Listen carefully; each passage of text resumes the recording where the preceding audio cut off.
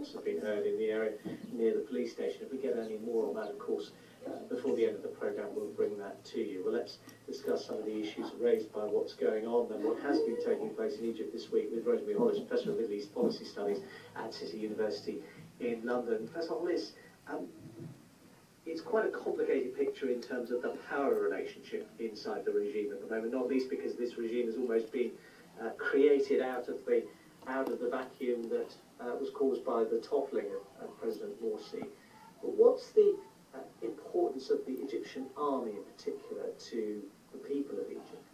Well, the army needs to be distinguished from the security and police forces, and traditionally the army has been regarded with a great deal more respect than the police and security forces. They were the ones in the revolution who were accused of brutal methods, accused of banging people up without trial, and use of torture and police techniques which really made brutality their method of forensic investigation rather than anything else. And the army maintained a posture which was sort of above the fray. But another thing to know about the army is that pretty big in terms of regional numbers,